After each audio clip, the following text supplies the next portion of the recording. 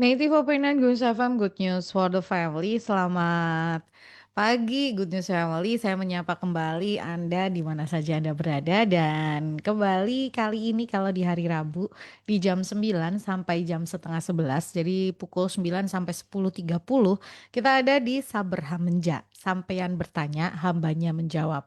Ada yang tanya, Saber Hamenja itu apa sih Ningrum? Saber Hamenja itu sebetulnya singkatan aja gitu ya. Dari dari sampean bertanya, Anda yang bertanya gitu ya, lalu hambanya menjawab gitu ya, menjawab pertanyaan Anda.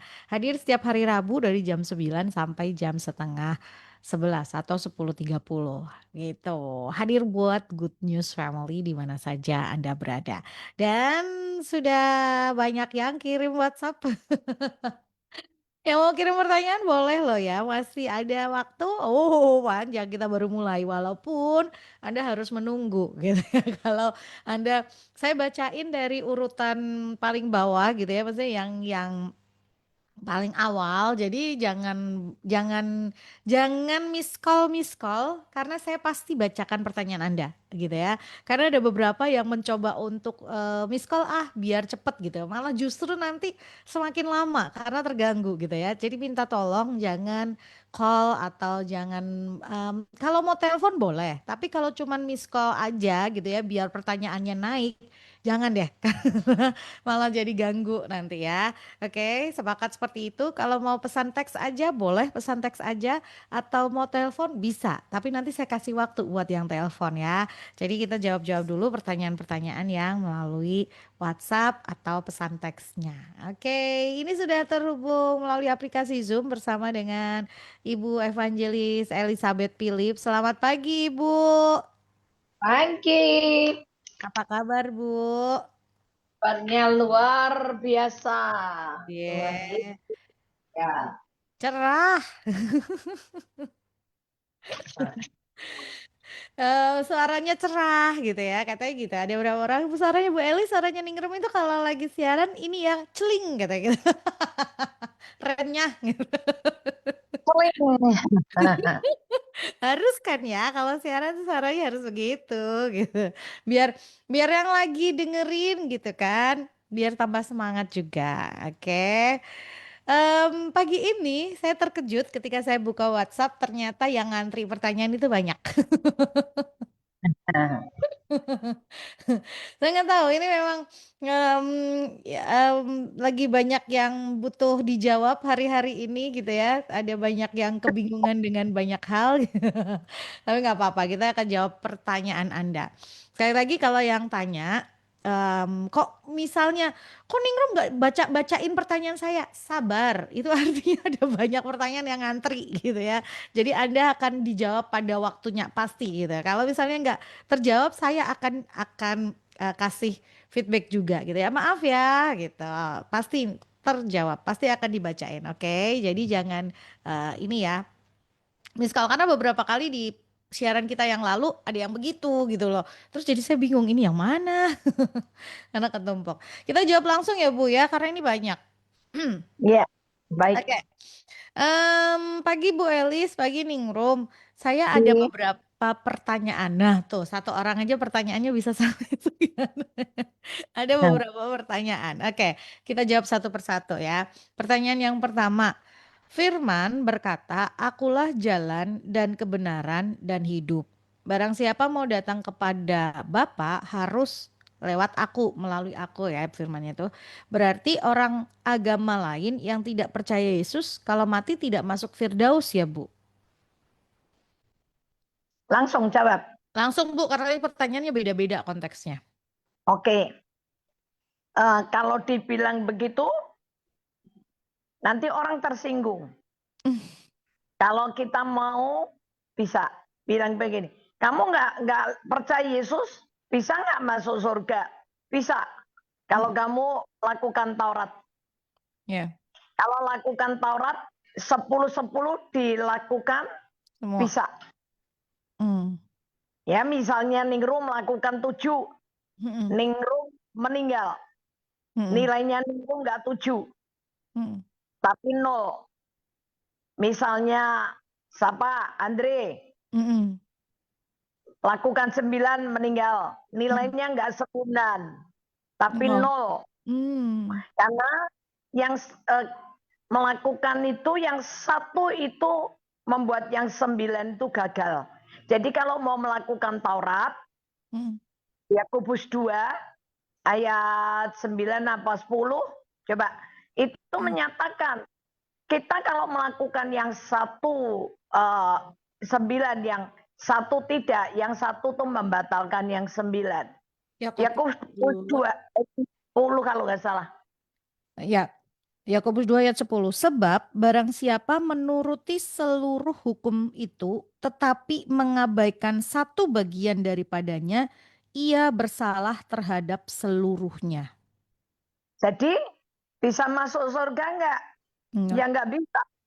Makanya Tuhan Yesus di Matius 5:17 berkata, aku datang bukan untuk meniadakan kitab Taurat, tapi aku datang untuk menggenapkan. Menggenapkan itu bagaimana? Tadi kalau Ningrum 7. Ya, Yesus di meja pengadilan, Yesus dampingi Ningrum. Dan Yesus yang berkata yang 3, aku yang telah menggenapkannya buat Ningrum. Jadi Ningrum 10 nih, masuk enggak? Masuk. Andre yang 9.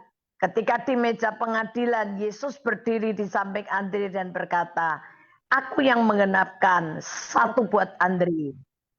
Masuk enggak? Masuk. Jadi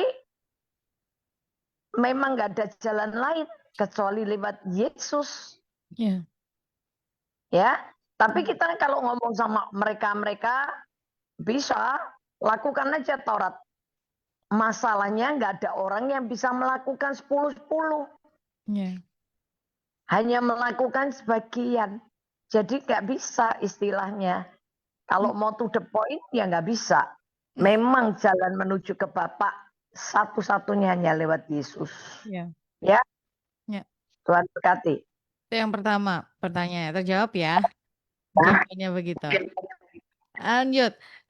Saya punya teman yang dahulu miskin. Setelah dia bertemu seorang suhu atau orang pinter, maka sang suhu tadi menatakan rumahnya.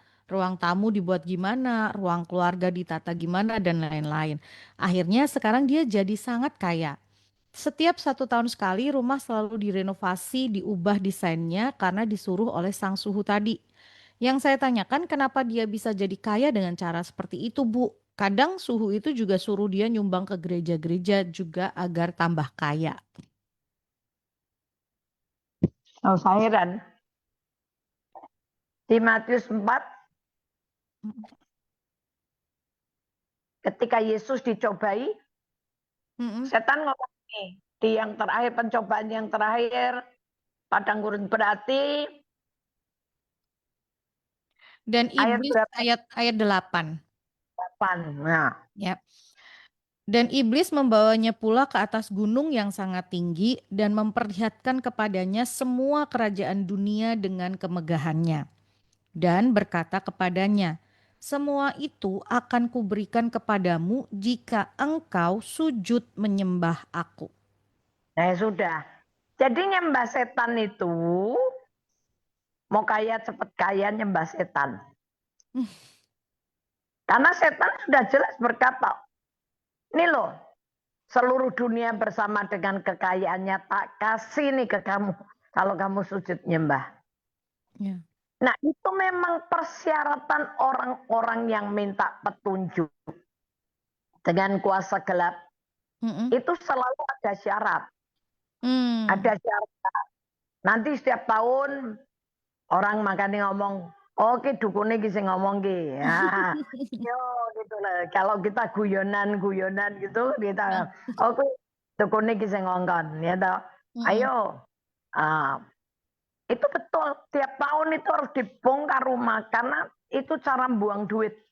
Buang duitnya yang begitu-begitu itu.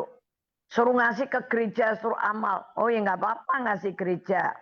Setan nggak pernah takut kok kita nyumbang gereja. Yang setan takut kalau kita nurut firman. Ya, nurut firman. Saya sering ngomong di rumah Tuhan itu ada banyak orang yang suka amal, memberi. Karena Ya. motivasinya bukan untuk mengucap syukur, sadar bahwa semua berkat ini dari Tuhan, tapi untuk mengurangi dosa. Motivasinya yang salah.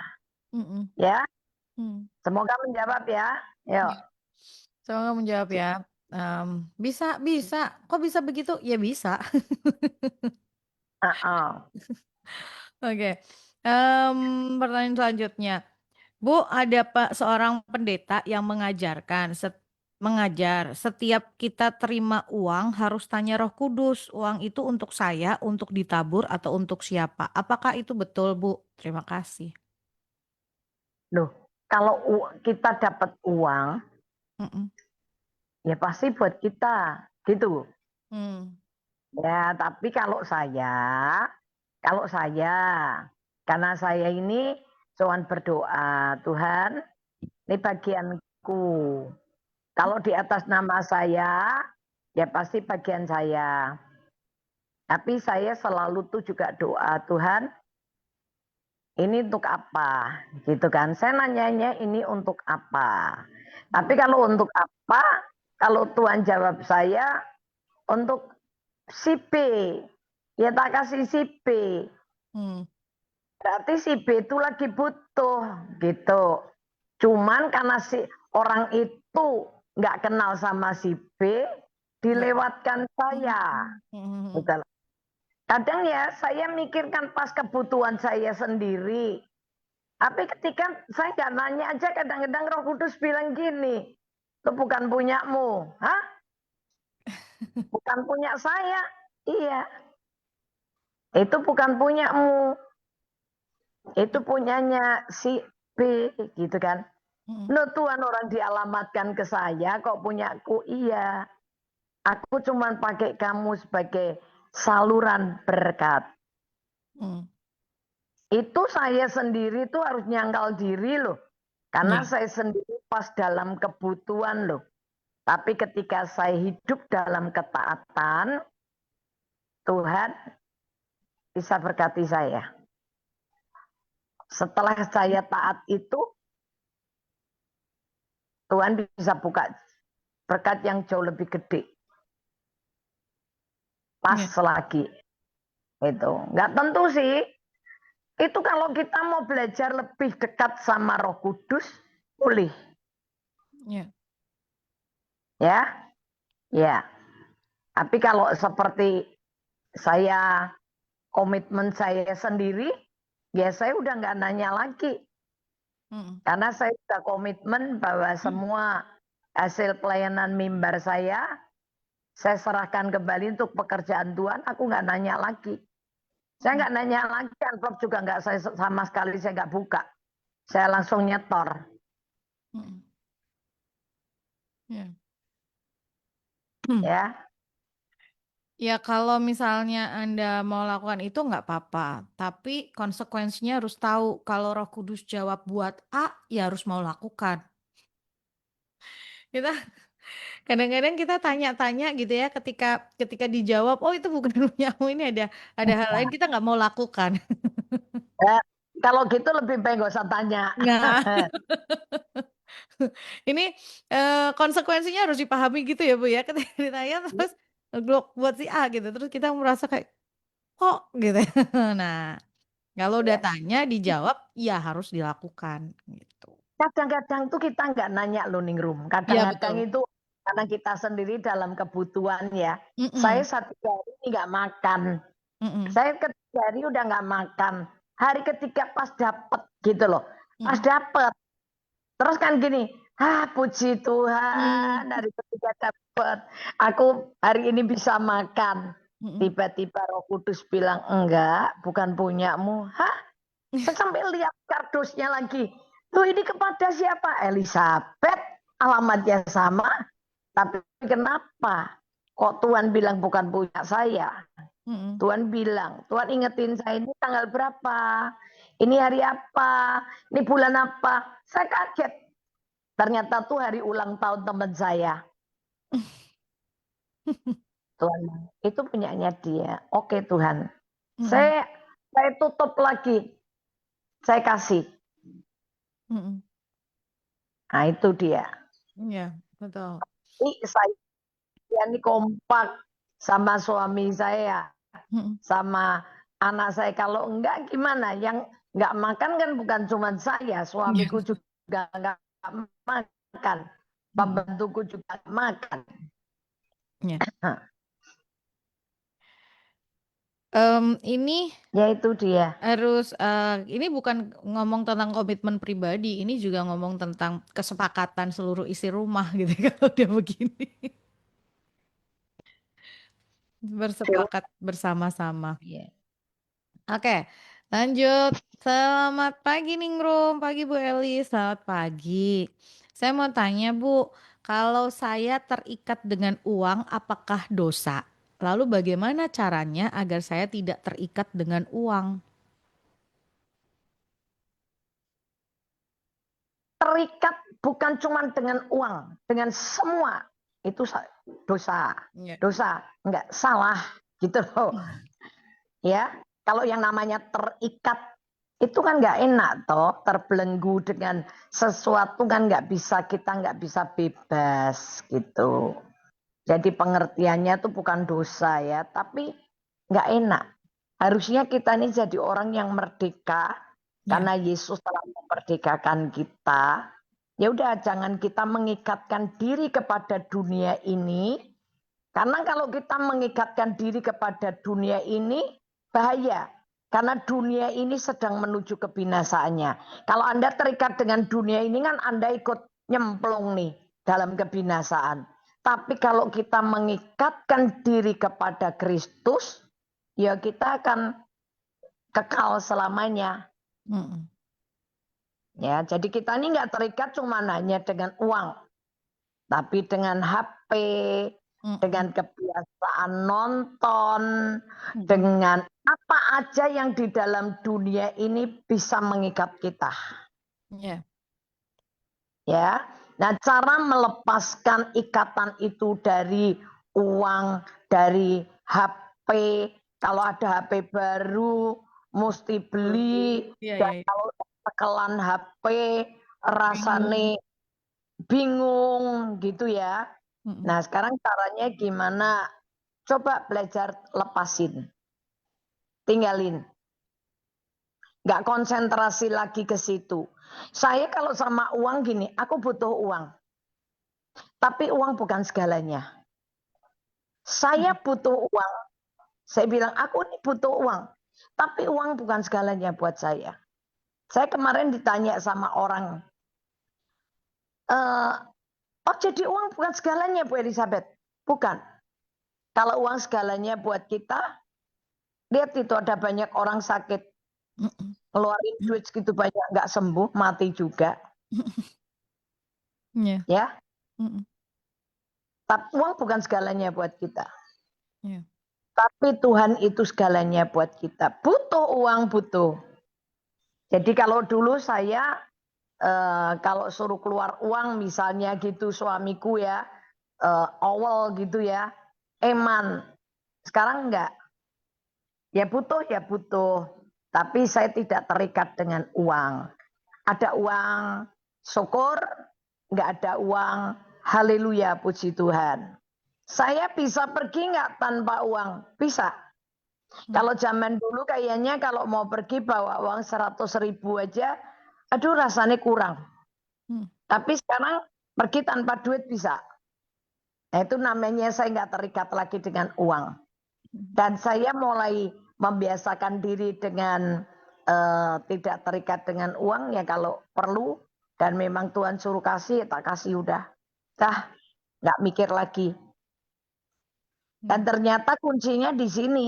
Ketika kita tidak cinta uang, uang yang akan cinta sama kita. Mm. Kita cinta Yesus, duit cinta kita. Tapi kalau kita cinta uang, cinta kekayaan, dia bisa tiba-tiba pergi melayang, kabur. Saya pernah itu, sebentar, Amsal 23 yang tahu berapa minggu yang lalu kita baca ini ya. Amsal 23 ayat 4. Amsal 23 ayat 4. Jangan bersusah payah untuk menjadi kaya, tinggalkan niatmu itu. Terus Ayat, apa? ayat 5. Kalau engkau mengamat-amatinya, lenyaplah ia. Karena tiba-tiba ia bersayap, lalu terbang ke angkasa seperti Raja Wali. Ya. Dan kalau kita cintakan uang, itu nanti akar dari segala kejahatan. 1 Timotius 6 ayat 10. 9 apa 10 ya? Ya, 10. 1 Timotius 6. 6. 1 Timotius 6 ayat 10. Karena akar segala kejahatan ialah cinta uang. Nah itu. Terus sedikit oleh Sebab sebab oleh memburu uanglah beberapa orang telah menyimpang dari iman dan menyiksa dirinya dengan berbagai-bagai duka. ya. Jadi jangan sampai terikat sama uang dan jangan sampai uang itu menguasai hati kita. Tapi biar tetap kita yang menguasai uang. Amin. Ya. Ya. Uang itu hamba yang setia. Kita mau suruhin apa aja dia bisa. Mm-mm. Tapi jangan sampai uang jadi tuan kita. Kalau uang itu jadi tuan kita, itu uang bisa melakukan banyak kejahatan dan bisa membuat kita melakukan banyak hal yang nggak benar loh. Ya. Lepasin aja. Butuh uang, oke. Mulai sekarang berhikmat aja. Kalau memang belajarnya dari kecil-kecil gitu ya. Belajar kecil suruh ngasih ya kasih. Suruh bantu saudara ya bantu. Nanti kan Anda akan liatin bahwa itu nggak akan habis kok. Amin. Ya, oke, Tuhan berkati. Dan berkati. Lanjut. Selamat pagi. Bu, mau tanya lagi, boleh. Orang fasik itu artinya apa ya, Bu Elis? Di Alkitab kan sering muncul kata orang fasik. Oke, orang fasik itu ya. Yuk kita lihat Yudas. Ada ya. Yudas. Ayat 16. Yudas ayat 16. Mereka itu orang-orang yang menggerutu dan mengeluh tentang nasibnya, hidup Orang gerutu suka ngeluh tentang nasib. 2. hidup 3. Hidup menurut menuruti hawa. hawa nafsunya. 4. Mulut mereka mengeluarkan perkataan-perkataan yang bukan-bukan, Ya, menjilat orang untuk mendapat keuntungan. tuh. Mazmur 37:21. Di Yudas ini ada 5. Suka ngeluh, ya, semenggerutu, suka ngeluh tentang kehidupan, Ya, hidup hidup menurut menurut hawa hawa nafsu, nafsu, mulut mereka ngomong yang bukan-bukan, yang menjilat kelima orang. penjilat orang, punya sifat penjilat asal Bapak senang. Ya. Tuh, yang sekarang Mazmur 37:21 orang fasik bagian aja. 37 ayat 21. Orang fasik meminjam dan tidak membayar kembali. Ya, oke. Orang fasik salah satu karakternya adalah suka ngutang dan tidak mau bayar utang. Ya. Ya, itu ciri-cirinya orang fasik. Ya. Jelas ya? Jelas. Jelas sekali. Ini kalau Oke. yang tanya ini ya, dibaca aja di Yudas. Di Yudas itu kan pasalnya cuma satu ya, surah itu. Jadi Yudas 16, 16 itu ayatnya. Lalu Mazmur 37 ayat 21a. Itu keterangannya jelas sekali.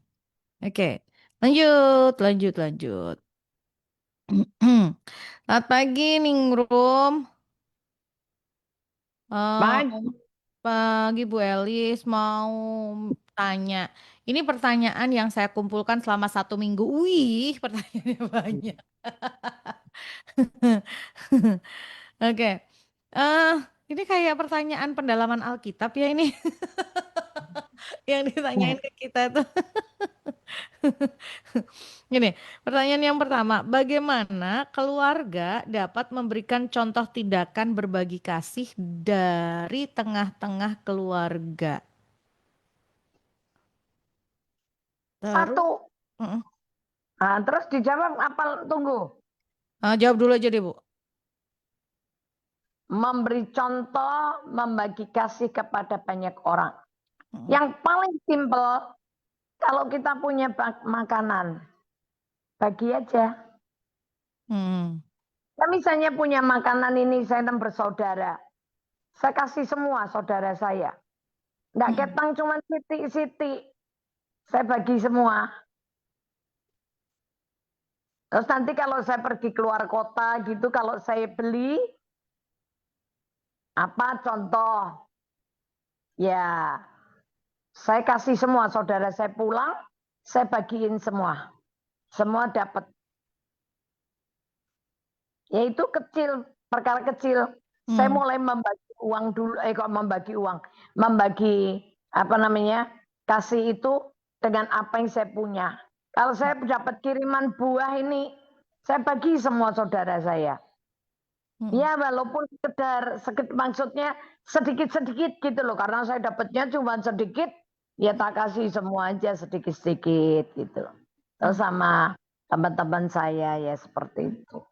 Terus kalau punya apa gitu, Ya, mulai bagi. ya, Misalnya saya dapat lipstik, atau saya dapat sepatu, atau tas yang saya merasa aku sudah punya. punya dan masih punya banyak. Saya Mm-mm. akan ngomong, ini aku punya ini siapa yang mau, siapa yang butuh kira-kira. Mm-mm. Ya, oke. Oke, lanjut. Menurut ini, prinsip-prinsip hidup apa saja yang bisa kita hayati dari tindakan berbagi kasih mulai dari hidup berkeluarga? Ini maksudnya apa ya? Prinsip-prinsip hidup apa saja yang bisa kita hayati dari tindakan berbagi kasih mulai dari hidup berkeluarga? Oh, hidup berkeluarga. Oke. Mm-mm. Paling simpel ajaran Yesus gini aja. Ini pelajaran yang paling simpel buat saya ya. Mm-mm. Apa yang kamu ingin orang lain buat atas hidupmu, buat lebih dulu. Ya, ya, ya. Jadi kalau ini keluarga ya, keluarga dalam lingkup kecil nih, sama Mm-mm. suami istri, Sama anak, anak-anak. Mm-mm. keluarga kecil ya. Mm-mm. Ya udah, kalau kamu nggak kepengen dibohongin suamimu, jangan bohongin dia. Mm-mm. Kalau kita kepengen dibohongin anak kita, jangan bohongin anak kita. Hidup transparan apa adanya. Mm-mm. Kalau kita nggak mau dimaki, jangan maki. Mm. Cuman itu aja. Saya nggak pernah maki suamiku, nggak pernah bilangin suamiku bodoh, goblok. Saya bilang kamu nih gimana? Nggak. Dan suamiku nggak pernah bilangin saya begitu. Ya. Itu yang kecil, keluarga kecil. Nah, keluarga besar. Keluarga besar, ya apa yang kita saya lakukan di keluarga kecil tuh kita tinggal melebar toh Mm-mm. ke keluarga besar kita, lalu berputar ke kalangan teman. Kalau Mm. kita nggak mau dikemplang, jangan ngemplang. Ya. Kalau kita mau ngutang, bayar. Itu kecil. Ya. Jangan memfitnah, jangan gosip. Kalau ada sesuatu yang kita dengar, nggak usah nanya ke orang lain. Langsung aja to the point ngomong. Kamu lagi ada masalah apa? Gitu loh. Kenapa? Soalnya aku dengernya begini-begini, bener nggak? Kalau Mm-mm. nggak ya udah apa. Ya udah. Kalau sudah sampai di situ, udah jangan ngegosipin ke saudara kita yang lain. Berarti dia udah enggak, ya udah. Ya. Oke, Mm. lanjut. Oke, lanjut. Bu, bagaimana sih contoh komitmen di dalam keluarga untuk menyatakan tindakan berbagi kasih dalam kehidupan di keseharian? Komitmennya. Mm-mm. Ya, komitmennya gimana? Kalau suami istri, komitmennya gimana? Ini yang dimaksud keluarga ini keluarga kecil kita Iya, iya, atau iya. Keluarga oke, kecil. keluarga kecil kita. Mm-mm. Iya, komitmennya gini. Ya kalau sama suami saya dia gini. Pokoknya kemana dia pergi saya harus ikut. Mm.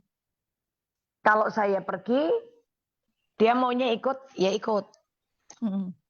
Ya udah itu komitmen. Terus kalau misalnya kita mau pergi, anak diajak, ya kita pergi anak diajak. Jadi nggak ribut lagi. Mm-mm. Terus kalau punya uang, misalnya punya uang suami saya, komitmennya, saya nggak minta, tapi dia diberi semua saya. Mm. Saya yang megang, Mm. tapi dia yang mintai terus. dia dia tinggal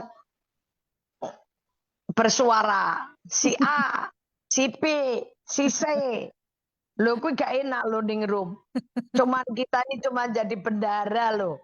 Nanti nak sabar entek gini. Lo yang uang segitu banyak kok habis. Lo, kamu pakai buat apa yang padahal saya ini nggak pakai 1 sen pun. Dia bilang, kamu kok pengeluar habis. Buat saya enggak mau bodoh nih rumah aku dikasih kepercayaan gitu tak catet nih rum. Abang metu Rp5 ya tak catet. Nanti kalau dia bilang, lo yang uang segitu banyak kok habis. Saya langsung keluarin buku catatan. Nih, nah, dia baca sendiri dia gini nih Rum. Hah? Aku nih boros ya ternyata. Saya baru nimpalin. Oh baru sadar kalau kamu nih boros. Satu itu. Terus komitmen keluarga begini. Kalau saya mau ngasih orang tua saya, itu yang ngasih suamiku. Dia Mm. yang ngulurin. Mm-mm. Dia yang ngulur ke. Atau orang Jawa bilang ngelong ke. Mm-mm. Yang memberi mami papi saya suamiku.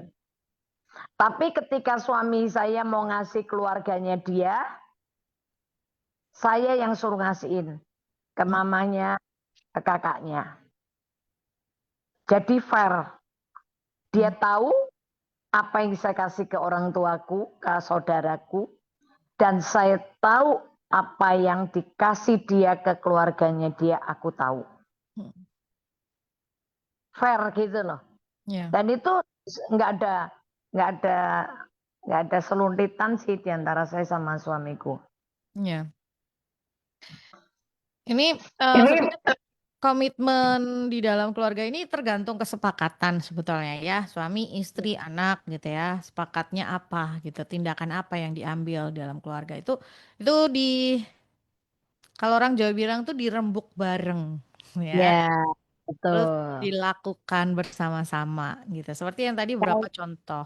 ya, kalau suami saya tentang anak, Mm-mm. suami saya udah kasih jam malam, ya saya harus ikut. Mm. Jam 9 harus pulang. Ya saya bilang jam 9, Mami, anu Mami aku enggak, Papi udah bilang jam 9 ya jam 9.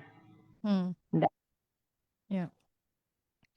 Eh, itu juga kasih, itu juga bentuk kasih gitu ya. Bukan berarti kita kasih jam malam ke anak-anak itu kita nggak mengasihi mereka. Itu kasih karena kita sedang melindungi Mendisiplin. mereka, Ya mendidik mereka. mendisiplin juga lah. Yalah. Ya, betul. Itu bentuk kasih gitu loh. Atau misalnya em, syaratnya kamu mau pergi boleh, tapi kamu mau harus izin. Orang tamu harus tahu kamu di mana. Itu bukan Ya. sebagai bentuk, oh kok dikekang banget. Bukan. Itu bentuk kasih sebetulnya gitu Itu kan. ngajarin etika. Ya. Misalnya di rumah saya ada makanan ya, saya pergi pun ya, anak saya semua akan telepon, Mami, ini ada makanan, boleh Ya. nggak dimakan? Ya, betul. Tanya. Ya. Ini yang sedang sebetulnya keluarga karena keluarga itu kan tempat mereka belajar gitu ya. Nah, ini yang dilakukan juga harus diketahui oleh anak-anak seluruh anggota keluarga. Kadang kan Tadi makan asal makan, nggak tahu ya, kalau itu punyanya siapa, ya kan? betul, betul, betul. Jadi itu Diajari menghargai orang lain, menghargai hak orang tanya dulu. ini punya siapa ya? Mungkin kakaknya yang belum sempat makan. Oh, Ya. ini punyanya adiknya yang mau dimakannya nanti selesai puasa gitu kan. Mm-mm. Ya. Harus nanya gitu loh, sob. Ya, oke. Belajar untuk kasih tahu gitu. Oh, itu punya si A. Tanya, boleh minta nggak? Ya tanya orangnya yang punya gitu. Mereka belajar untuk mencari tahu, untuk tadi bertanya gitu kan. Oke, lanjut. Ap- Apa contoh bentuk kebiasaan berbagi di tengah keluarga? Tadi sudah ya beberapa yang disampaikan Bu Elis ya. Berbagi itu ya kalau sedari anak masih kecil sih memang harus diajarin untuk mereka mau berbagi. Itu akan jadi kebiasaan yang akan tumbuh sampai mereka dewasa gitu. Mereka akan mengingat untuk mereka berbagi dengan orang sekelilingnya. Contohnya tadi Kalau Bu. misalnya yang tadi ya, Mm-mm. misalnya dia punya coklat gitu, Mm-mm. atau punya apa. Kakaknya semua ditawarin, Kak, mau. Ya, betul. Mau. Kalau mau ya dikasih sepotong. Kalau punyanya cuma satu, ya dibagilah. Gitu. Ya, betul. Ini anak-anak ini akan punya kebiasaan seperti itu gitu ya. Jadi di mana-mana ketika dia dikasih atau misalnya apa, dia inget gitu. Oh, ini nanti aku mau makan sama kakakku misalnya. Karena dia dia terbiasa untuk dilatih tadi berbagi gitu. Iya. Kalau misalnya kita pergi keluar gitu ya, Mm-mm. mereka pasti ingat beliin kakaknya, Ya, betul. beliin adiknya. Bahkan seringkali mereka sudah bisa mikir beliin pembantu, beliin pekerja di rumah. Ini buat si A, si B, mami beli buat ini ya, mami buat ini ya. Ya sana beli gitu. Ya, betul. Mereka nggak egois karena sebetulnya mereka sudah dididik dari awal untuk tahu tentang berbagi tadi gitu ya. Untuk mau membagikan dengan orang sekeliling. Atau misalnya contoh gitu ya, anak-anak masih kecil ketika mereka bawa bekal ke sekolah gitu kan, Ya. ajarin untuk mau berbagi dengan teman-temannya misalnya gitu ya, dan em, sehingga mereka bisa merasakan ketika mereka berbagi itu adalah sebuah sukacita. Jadi Ya. jadi sampai kemudian mereka merasa senang, aku senang loh temanku mau gitu ya. Ternyata mereka tahu bahwa berbagi itu sesuatu yang menyenangkan gitu ya, menjadi satu sukacita. Oke, lanjut. eh ini nih, bagaimana melatih tindakan berbagi dengan landasan kasih. Ya ini tadi sih ya Bu, dilatih ya sebetulnya paling gampang melatihnya dari anak-anak ya. Ya. Karena memang Tuhan ngajarinnya seperti itu gitu ya. Jadi ajarin anak-anak dari muda, dari usia mudanya dia untuk bisa berbagi itu akan sangat baik gitu ya. Paling mudah, paling mudah itu sih dari anak-anak masih kecil ya diajarin. Oke, semoga bisa menjawab pertanyaannya. Lanjut ya. Buat yang mau kirim pertanyaan bisa bisa banget. Ningro masih terima karena masih panjang waktunya. Oke, ini pertanyaan minggu lalu sebetulnya. Oke, ada yang. Terima kasih katanya. Oke, sama-sama. Pagi Bu Elis, pagi Ningrum. Mazmur 76 ayat 11. 76 ayat 11. Oke. Ini Ningrum seminggu ini juga mencoba mencari. Sesungguhnya panas hati manusia akan menjadi syukur bagimu dan sisa panas hati itu akan kau perikat pinggangkan. Bu minggu lalu Oh, kita ini ayat yang tadi pagi aku inget gini. ya. Ada pertanyaan yang belum aku jawab. Apa ya? Mazmur berapa ya? Aku lupa loh nih, Rom. Oke. em, jadi ini tuh kemarin sempat cari beberapa referensi untuk lihat ini gitu ya. Em, ini tuh merujuk pada apa sih? Kalau bisa panas hati manusia itu akan jadi emosi. Panas hati itu kan emosi. Terus apa ya? Em, Tuhan itu ada satu kalimat yang menyatakan begini, Tuhan itu bisa mengubah gitu ya, mengubah sesuatu yang negatif menjadi sesuatu yang baik dan bermanfaat. Kemudian hal itu jadi sebuah pujian dan syukur bagi Tuhan gitu. Terus yang Bawahnya itu sisa panas hati itu akan kau perikat pinggangan, itu ada yang memberikan referensi itu mengartikannya bahwa ke semua emosi atau apa ya, kemarahan itu ada di dalam kendalinya Tuhan. Perasaannya manusia itu ada di tangannya Tuhan dan itu Tuhan bisa pakai untuk sesuatu yang hal yang lain. Itu kalau Ningrum baca di beberapa referensi seperti itu, Bu. Mencoba untuk menjawab itu. Iya, udah toh. Ya. Tapi kalau nanti Bu Elis ini ya Bu, 7 Mazmur 76 ayat 11. Kalau Bu Elis mau mau coba ini lagi, kita nanti bisa bahas lagi di next time. Iya, iya, mengikat pinggang Tuhan ya. Iya, betul. Jadi ini kan dikatakan dan sisa panas hati itu akan kau perikat pinggangkan, itu ada di kendala ikat pinggang itu kendalinya Tuhan gitu loh, di bawah Ya. eh, pengendaliannya Tuhan seperti itu.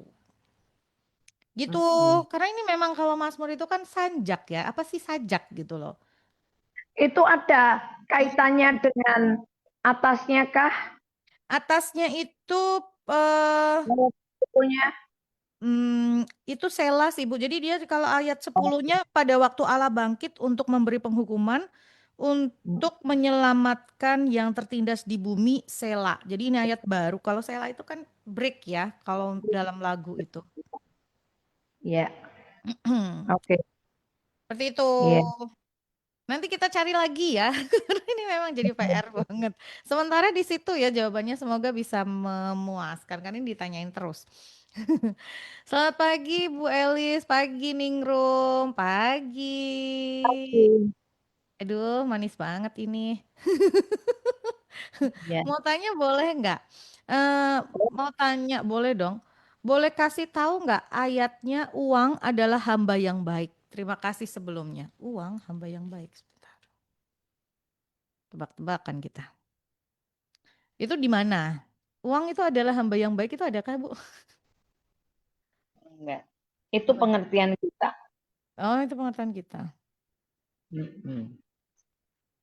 Itu ada juga yang di pendahara yang baik, Mm-mm. pendahara jahat itu yang menggunakan mamon itu untuk mengikat persahabatan. Hmm. Sehingga supaya ketika kema tidak tidak menolong itu bisa. Cuman aku lupa di ayatnya tentang Lukas kalau nggak salah bendara yang nggak baik itu loh, Mm-mm. gunakan uangnya untuk menjalin persahabatan. Oh iya iya ya, Mamon yang tidak jujur Ya, itu. ya, Lukas 16. Lukas 16 itu perumpamaan tentang bendahara yang tidak jujur itu. ya itu bisa juga. Jadi dalam pengertian kan gini, seperti yang kita bilang, Mm-mm. pisau itu baik nggak? Baik, Mm-mm. tergantung di tangan siapa. Mm. Ya. Kalau pisau itu di tangan seorang koki, ya dia sangat berguna baik sekali untuk mempersiapkan masakan, Mm. mempersiapkan makanan buat kita. Di tangan dokter, pisau itu bagus nggak? Baik nggak? Baik, karena bisa menolong menyelamatkan Ya, orang sakit buat operasi. tapi betul. Tapi kalau di tangan penjahat, pisau itu jadi jahat. Ya. Ya, Mm-mm. demikian uangnya. Bukan pisaunya, bukan uangnya, Tapi siapa yang tapi memegang? sikap hati kita. Iya, Ya, ya, kitanya yang megang itu. betul. Yang akan membuat itu jadi baik atau jahat. Ya. Oke. Jadi prinsipnya itu kalau ayatnya langsung yang mengatakan itu nggak ada sih, malah justru sebetulnya ayatnya seringkali ya tadi yang kita bahas di pertanyaan pertama tadi tentang hamba uang, Iya, pertanyaan berapa tadi itu iya, kan. iya. malah justru menjadi ikatan atau kita mengejar gitu ya. Jangan sampai kita mengejar. Tapi kalau ayat langsung itu adalah uang itu hal yang baik atau menjadi hamba yang baik itu nggak ada. Tapi itu kita tahu bahwa dari pengertian ayat-ayat yang lain bahwa em, bukan masalah uangnya jahat atau enggak gitu, tapi orangnya ini loh, orangnya yang bisa. Oke, lanjut. Shalom Ibu mau tanya, bagaimana cara mengimpartasikan dari ayat iman biji sesawi bisa mengubah sesuatu?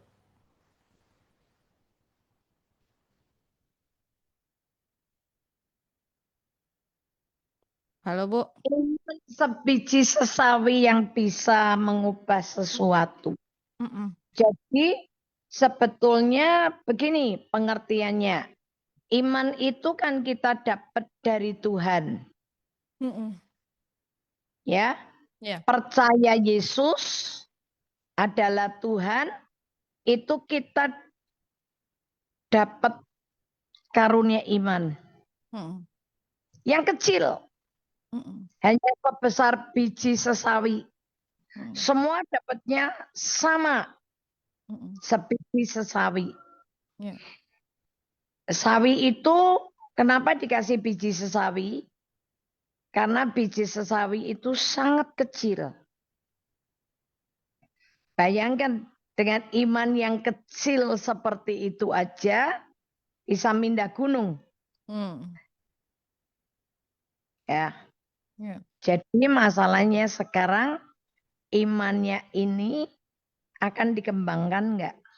Mm. Kalau mau dikembangkan jadi biji sesawi itu tadi, ternyata biji yang kecil itu akhirnya jadi satu pohon yang sangat besar. Ya. Yang bisa membuat banyak burung bertengger. Banyak burung bisa ngiup di situ. Bahkan bisa membuat kita pun bisa berteduh di situ. Mm. Jadi pengaplikasiannya firman itu supaya bertumbuh, Mm. ya ayo terus. Dengan membaca firman. Ya. Dengan membaca firman, iman itu tumbuh. Bisa mempercayakan hidup kita kepada Tuhan. Mm. Yang saya kasih contoh, Matius 8. Seorang perwira di Kapernaum. Ini karena apa? Imannya dia itu dipuji sama Tuhan Yesus. Ya. Matius 8 Ayat 5 ayat sampai 5. Mungkin mulai 5 ya. ya ayat 5. Yesus menyembuhkan hamba seorang perwira di Kapernaum. Ketika Yesus masuk ke Kapernaum, datanglah seorang perwira mendapatkan dia dan memohon kepadanya. Tuan, hambaku terbaring di rumah karena sakit lumpuh dan ia sangat menderita. Yesus berkata kepadanya, aku akan datang menyembuhkannya. Tetapi jawab perwira itu kepadanya, Tuan, aku tidak layak menerima Tuan di dalam rumahku. Katakan saja sepatah kata, maka Ini hambaku itu akan sembuh. intinya. Katakan saja sepatah kata, maka hambaku akan jadi sembuh. Ya. Terus? Sebab aku sendiri seorang bawahan dan di bawahku ada pula prajurit. Jika aku berkata kepada salah seorang prajurit itu pergi, maka ia pergi. Dan kepada seorang lagi datang, maka ia datang. Ataupun kepada hambaku kerjakanlah ini, maka ia mengerjakannya. Setelah Yesus mendengar hal itu, heranlah ia dan berkata kepada mereka yang mengikutinya, aku berkata kepadamu, sesungguhnya iman sebesar ini tidak pernah aku jumpai pada seorang pun di antara orang Israel. Tuh lihat. Yesus ini memuji iman perwira di Kapernaum. Bahkan Yesus berkata, aku tidak pernah mendapatkan loh iman sebesar ini di antara orang Israel apa orang Yahudi itu? Orang Israel ya. Israel. Orang Israel. Orang Israel. Jadi kenapa perwira Kapernaum ini dikatakan imannya besar? Karena perwira Kapernaum ini nggak perlu, dia bilang nggak perlu Yesus datang, cuman cukup Ngomong. Yesus ngomong satu kata aja. Begitu Yesus ngomong satu kata, dia percaya. Ya. Kenapa? Karena perwira di Kapernaum ini tahu bahwa perkataannya Yesus itu roh dan hidup. Ya. Maka Yesus ngomong, bicara satu kata, dan perkataan itu terjadi. Banyak orang Kristen kayaknya imannya gede.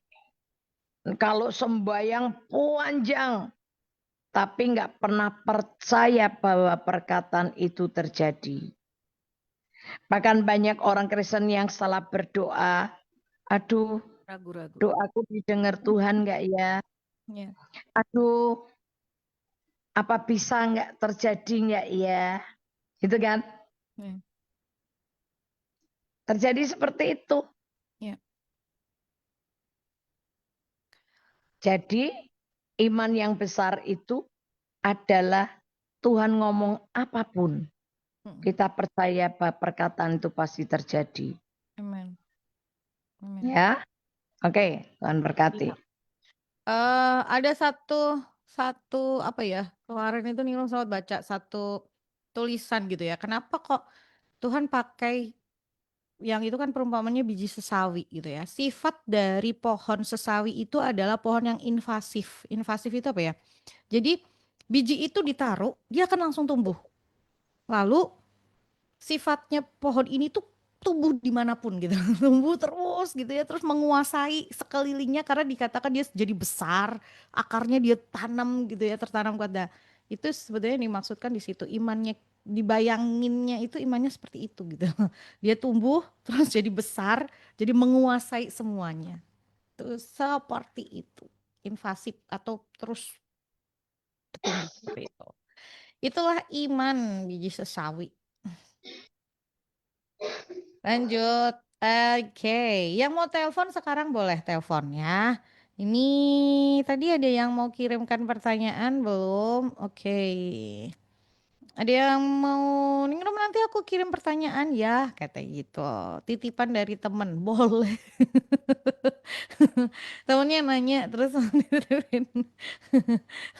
Atau ada yang mau kirimkan pertanyaan sekarang, ini udah habis ya, ini antriannya. Nah, coba deh kalau yang mau kirim silakan 081225225949 081575 849. Wih, kita jawab banyak banget pertanyaan ya 1 jam ini tuh nggak berhenti loh. Yang yang mau lagi boleh silakan karena 1,5 jam itu memang benar-benar kita mau bagiin buat Good News Family jawab pertanyaan Anda gitu ya. Seringkali orang ngomong, aduh banyak pertanyaan mau nanya ini itu bingung. Nah nanyanya di Sabar Hamja aja biar bisa terjawab pertanyaan Anda. Silakan, silakan, silakan. 081225225949 081575800949. Monggo, silahkan. Idi, yang mau nanya boleh. Kalau yang belum terjawab ditunggu ya. Yang misalnya, kok jawabannya belum memuaskan Ningrum? Aku pengen butuh jawaban yang lebih lengkap. Oke, silahkan. Tulis lagi. Kok tulis? Ketik lagi di di 2 nomornya tadi. Terus boleh ditanyain. Nah, mm. Oke lanjut. Langsung ada pertanyaan masuk. Selamat pagi Bu, mau tanya. Bu, Pagi. tolong jawab pertanyaan saya ya. Iya, dijawab. Bagaimana menjalani hidup tapi seakan-akan di hati Tuhan diam? Oke, seakan-akan di hati Tuhan diam terus dan Roh Kudus juga diam. Terima kasih. Ya jalani aja seperti yang Alkitab katakan. Ya, Itu paling simpel. Kalau yang di Alkitab aja kita nggak jalanin, gimana kalau Tuhan itu suruh Roh secara Kudus? langsung. Menurut saya sih Tuhan nggak akan diam. Dan Roh Kudus nggak mungkin diam aja. Hmm. Karena Tuhan itu aktif. Tuhan itu hidup. Kalau sampai Anda merasa Tuhan diem aja, berarti Tuhan tunggu Anda. Lakukan dulu nggak yang tertulis. Nah gitu latihannya. Kalau yang sudah ditulis aja nggak dijalanin, mau nanyain apa lagi? Ya. Yang ditulis-tulis ini kerjain dulu. Nanti ketika dikerjain ada yang salah, pasti dia kasih alarm. Jangan lurus, belok kanan. Begitu mau kebablasan, dia pasti ngerem. Roh Kudus pasti ingetin. Hati-hati, jangan kebablasan. Atau kalau sampai kebablasan, Roh Kudus bilang, ayo mundur dikit. Karena tadi kamu gak lurus harusnya ke kanan misalnya. Ya. Kayak kita kalau ngajari ya. Kalau kita ngajari sudah diajari pertama kali. Ini nyetater mobil begini. Ini mulainya begini. Injak. Ya. Mulai lepasin. Koplingnya. Misalnya gitu kan sudah dikasih, sudah tahunya. Kalau sudah dikasih tahu, udah tinggal jalanin aja. Gurunya kan diem. Nanti begitu nggak ngerem, ada sesuatu kita nggak ngerem atau kita nggak ngoper, ya giginya nggak dioper, pasti guru yang di sampingnya akan komentar. Ayo ganti gigi, masukin sekarang. Kedua, ayo masuk lagi. Nah, itu latihannya begitu. Tapi kalau sudah dikasih tahu diem aja ya dia diem. Ayo, mau usah ditahu diajari kok. Nyetater gimana, sudah mulai jalannya gimana. Lakuin dulu. Nanti baca firman. Yes. Jadi apa yang di Alkitab dijalanin dulu. Ya. Orang seringkali menganggap bahwa Tuhan yang berbicara langsung itu jauh lebih berharga dibandingkan yang kita baca dalam firman Tuhan. Padahal sebetulnya yang bisa kita andalkan hari-hari ini gitu ya. Ya sudah baca dulu firmannya, lakukan apa yang di firman itu, praktek lah ya istilahnya gitu ya. Dan itu udah dilakukan itu. Tuhan itu nggak lagi diem kok. Kitanya aja yang kadang-kadang kurang mau untuk dengar. No, kalau zaman sekarang nggak akan jadi seperti zamannya Musa. Ya. Bersuara, menggelegar Tuhan bicara, anakku. Ya. Ayo kamu begini. Malaikat datang, jangan begini. Enggak, udah nih zamannya bukan zamannya Musa lagi. Ini sudah zamannya kita iman percaya dan Roh Kudus memimpin kita. Dan suaranya tidak akan menggelegar seperti ketika di semak-semak begitu. Suara itu terdengar enggak. Iya, jadi jangan dicari suara-suaranya itu, tapi lakukan apa yang bisa kita lakukan gitu ya. Oke, lanjut lanjut. Bentar, lanjut. Ini ada pertanyaan. Selamat pagi Bu, teman saya bercerai dari istrinya. Lalu dia menikah lagi. Dari awal saya sudah sampaikan kebenaran, tapi orangnya tetap ngeyel. Saat ini dia pindah balik lagi ke kota Semarang bersama istri barunya. Mantan istri dan anak-anaknya ditinggal di luar pulau. Beberapa kali dia ajak saya ketemu, tapi saya males Bu mau ketemu. Karena saya takut saya nggak bakalan ngomel-ngomel dan marah-marah sama dia, nggak bisa kendalikan emosi saya. Apakah saya salah bersikap Bu? Lalu saya harus gimana? Terima kasih. Kalau belum bisa memang sadar belum bisa diem ya jangan ketemuin dulu. Supaya Anda tidak kena pencobaan. Karena toh Anda sudah memberitahukan sama dia sebelum semuanya terjadi. Ya. Kalau dia ngeyel, ya biarin aja ngeyel. Dan sudah.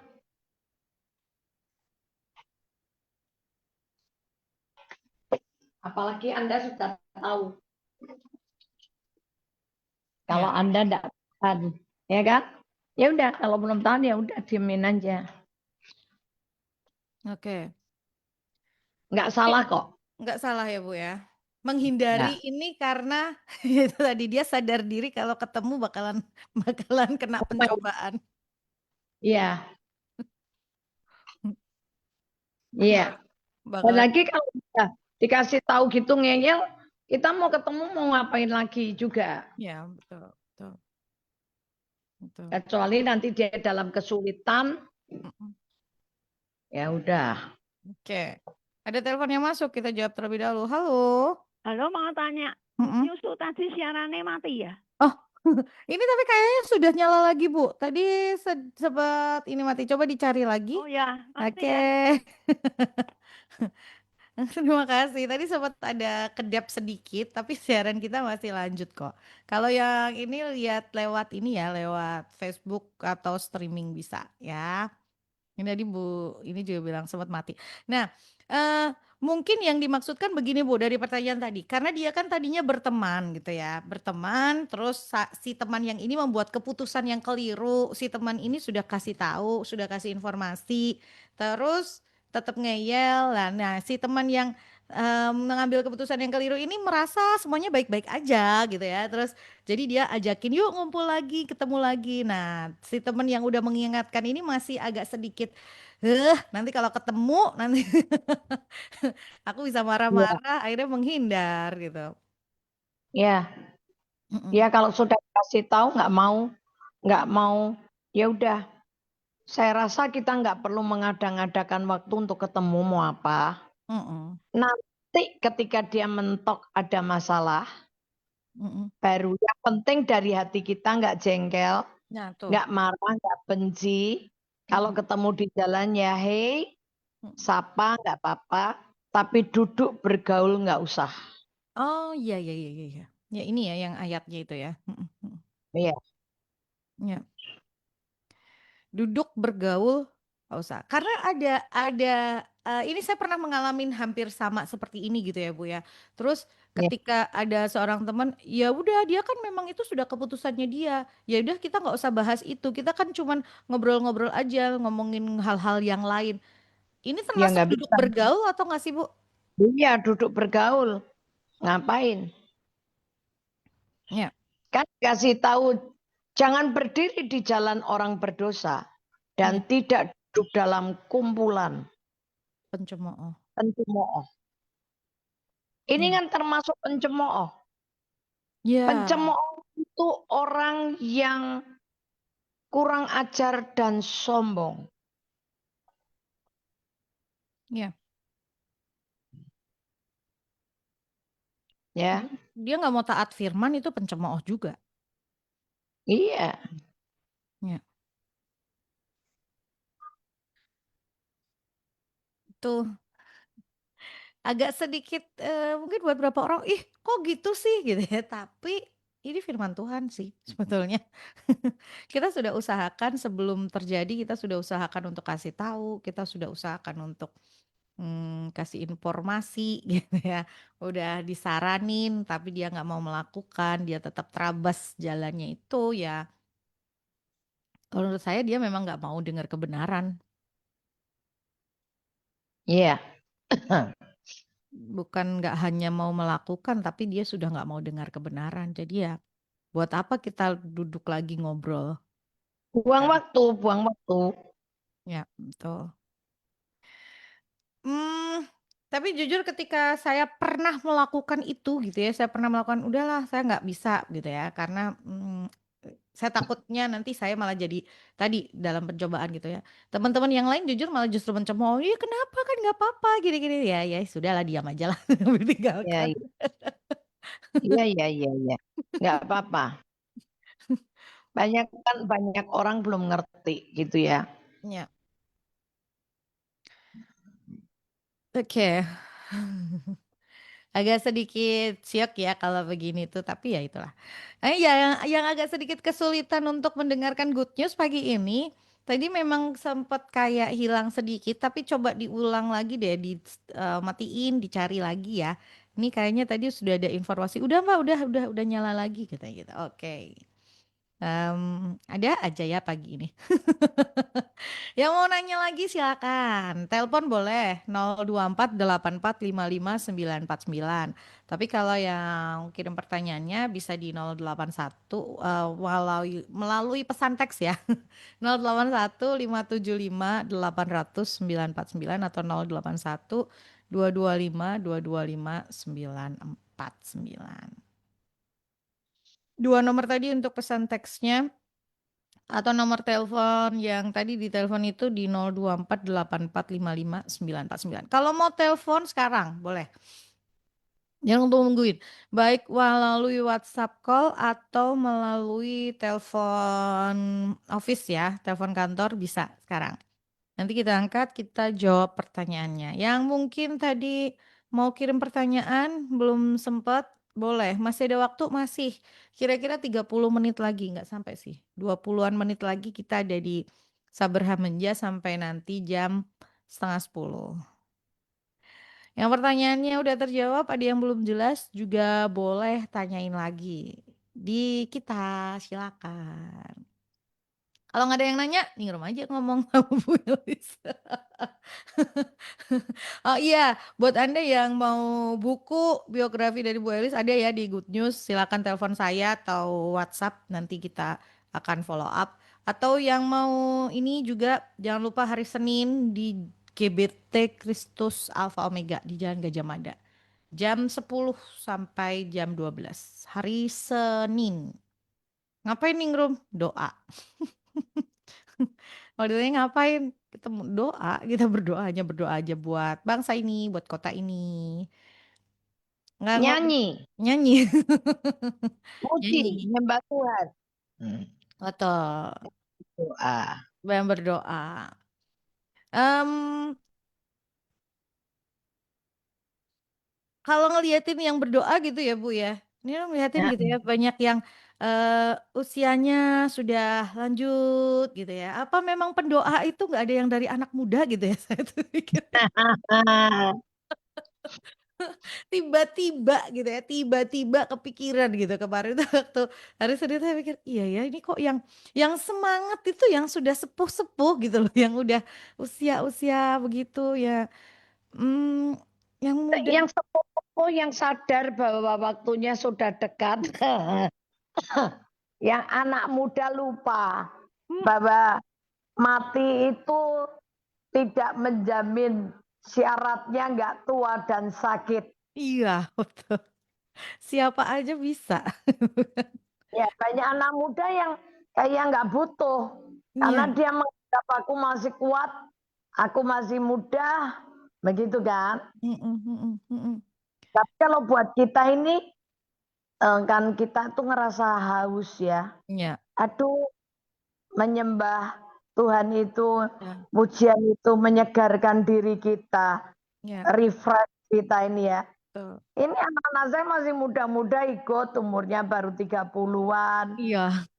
Lo pada ikut, seneng mereka. Mm. Dan mereka bilang kok di kota lain nggak ada ya.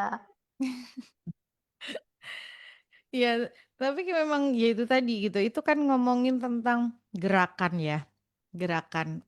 Em, Kadang-kadang kitanya aja mengabaikan gitu ya. Itu gerakan yang Roh Kudus gerakan hati kita gitu untuk kita lakukan itu. Dan setia untuk mau lakukan itu juga nggak mudah sih. Berapa orang yang itu tadi seringnya yang punya dan mau gitu yang sepuh-sepuh gitu ya. Sementara yang muda-muda kadang-kadang terabaikan dengan 2 jam.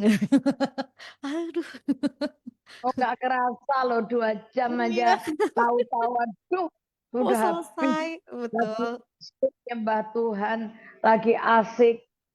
Jamnya udah lewat. Nah, makanya itu hari Senin ya kita tungguin buat yang mungkin rindu belum pernah. Yuk datang. Dicicipin sekali, nanti pasti pengen lagi. Itu ibaratnya kayak ngicipin sekali gitu ya, merasakan sekali gitu. Terus nanti mau lagi. Setiap hari Senin jam 10 sampai jam 12. Oke. Ada yang tanya lagi kah? Oke. Oke. Selamat pagi Bu Elis. Bentar, bentar. Ini ada yang... Oh, udah. Soalnya nih kalau tiba-tiba naik ke atas, yang buat WhatsApp-nya saya jadi bingung yang mana yang mau dibacain. Oke, selamat pagi Bu Eli, saya mau tanya, di dalam firman Tuhan dikatakan apa yang dipersatukan Allah tidak boleh diceraikan oleh manusia. Tetapi kenapa ada hamba Tuhan atau pendeta yang mau memberkati orang yang cerai hidup? Terima kasih. Itu saya nggak tahu. Alasannya apa? Saya nggak ngerti. Kalau saya juga nggak. Hmm. Karena perceraian itu sebetulnya hanya seringkali dipakai alasan untuk orang ganti pasangan. Tidak Hmm. mau ngikuti proses kehidupan, kesombongan. Hmm. Hmm. Nggak mau berubah gitu loh. Hmm. Kalau mau bilang masalah, siapapun pasti ada masalah. Hmm. Orang dua pribadi yang dididik dari keluarga yang berbeda dengan tata cara aturan yang berbeda, kebiasaan yang berbeda, tinggal serumah. Ya pasti ada benturannya dong. Besi menajamkan besi, manusia menajamkan sesamanya. Ya itu biasalah. Tapi kan banyak orang yang nggak mau. Hmm. Nggak mau prosesnya.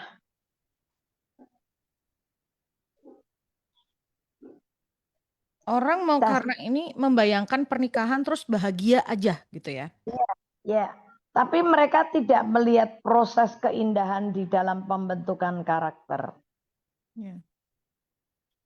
Apa itu kesombongan? Kesombongan itu seringkali yang membuat suatu benteng untuk menentang pengenalan akan Allah.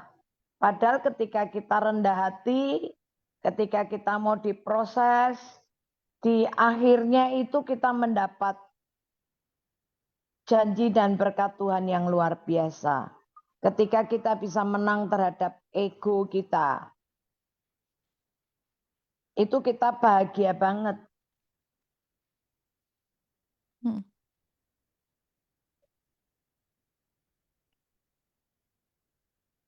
Iya. Karena memang eh, di dalam pernikahan itu ada proses yang harus dilewatin dan kalau yang nggak tahan dalam proses itu ya terus kemudian memandangnya sebagai suatu hal yang nggak menyenangkan gitu ya. Untuk daging itu nggak baik. Berpisah untuk saling mengoreksi diri boleh, tapi tidak untuk menikah lagi. Itu konsekuensi yang harus dipahami. Oke. Em, itu ya, semoga bisa menjawab pertanyaannya. Ini ada pertanyaan lagi. Oke, masih ada waktu? Masih lah. Ini masih punya waktu sampai 10:25 lah ya, atau 10:30 kan waktu kita tuh. Jadi kita masih ada waktu sampai nanti. Kita jawab pertanyaan lagi. Warungnya dibuka tuh ini apa namanya biar laris dagang. Kalau pertanyaannya terus ada kan laris nih hari ini 1,5 jam waktu kita konselingnya. Dan ini bisa menjawab banyak pertanyaan Anda gitu ya yang mungkin dengerin pertanyaan kita hari ini. Oke. Oke. Selamat pagi Bu Elis dan Ningrum. Pagi. Bu, mau tanya. kalau doa semacam hari Senin yang tadi disampaikan, doanya kan khusus untuk bangsa Indonesia, untuk negara. Apakah ketika kita berdoa buat bangsa dan negara ada efeknya untuk kehidupan kita sendiri, Bu? Terima kasih. Oh, pasti dong. Bangsa, negara, kota. Ya. Pasti ada efeknya. Kenapa? Kita nggak boleh lupa kita tinggal di dalam kota. Ya. Kalau kota itu rusuh, kalau kota itu ribut, apakah kita penduduk kota bisa tinggal dengan aman? Nggak bisa. Pasti nggak bisa. Pasti kita terganggu. Ya. Maka di Yeremia 29 kan berkata, usahakanlah dan berdoalah untuk kesejahteraan kota. Coba, Ningrum. Yeremia Yeremia 29. 29 ayat 7. Yeremia 29 ayat 7. Usahakanlah kesejahteraan kota kemana kamu aku buang dan berdoalah untuk kota itu kepada Tuhan. Sebab kesejahteraannya adalah kesejahteraanmu. Nah, kesejahteraan kota adalah kesejahteraan kita, penduduk. Ya.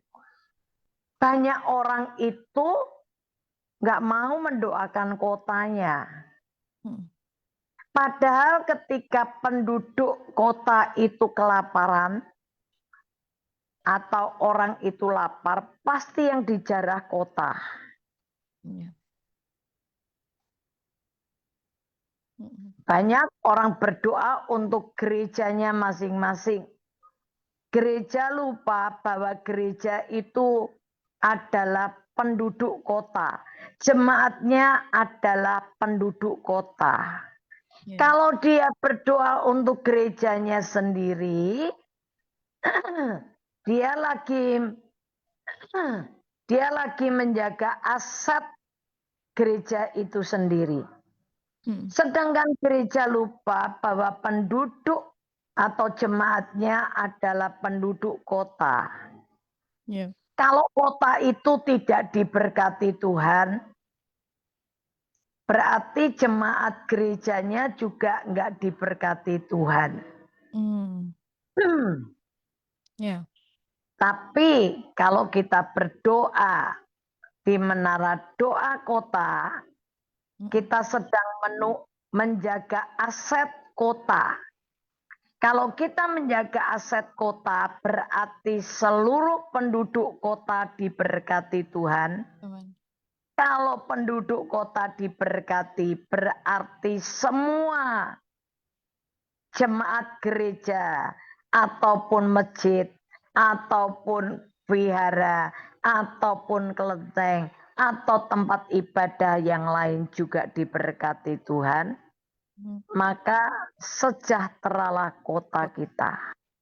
Penduduknya juga ikut sejahtera. Ya, ini makanya sebetulnya pengertian ini harus ditangkap. Kalau gereja yang egois, dia nggak mau. Apalagi berdoa di menara doa kota, nggak mau. Tapi dia lupa, gereja ini sedang lupa bahwa jemaatnya adalah penduduk kota. Yang kedua, pertobatan gereja Tuhan akan berdampak buat negeri. 2 Tawarik 7:14. 2 Tawarik 2 Tawarik 7:14. Dan umatku yang atasnya namaku disebut merendahkan diri, berdoa dan mencari wajahku, lalu berbalik dari jalan-jalannya yang jahat, maka aku akan mendengar dari sorga dan mengampuni dosa mereka, serta memulihkan negeri mereka. Memulihkan negeri mereka. Pertobatan kita sebagai umat Allah berdampak memulihkan negeri. ekonomi negeri. Kalau bangsa dan negeri kita ini diberkati Tuhan, ekonominya baik, Ya. kita semua rakyat Indonesia, negeri Indonesia ini diberkati Tuhan, makmur, nggak ada keributan, Amin. nggak Ya. ada kekacauan. Ya. Yang dipulihkan negeri loh, Ya. bukan cuman kota loh. Ya. Dan kita ini penduduk kota Semarang ini adalah warga dari negeri Indonesia tercinta. Amin. Amin. Dampaknya tuh luas. Ya. Jadi berputar lingkaran besarnya negeri, Mm-mm. lingkaran kecilnya kota, Ya. provinsi, Yes. kota, Mm-mm. dan wilayah dan keluarga. Ya. Misalnya cuman kita yang diberkati, tapi sekeliling kita ini Enggak. semua miskin dalam kekurangan.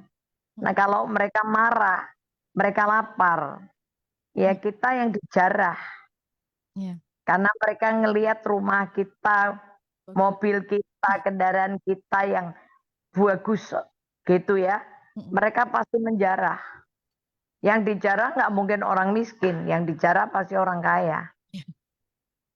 Iya, iya. Ya, Iya. semoga penjelasan ini membuka pengertian kita. Iya, betul. Bahwa kita harus jadi orang Kristen yang peduli dengan lingkungan. Iya.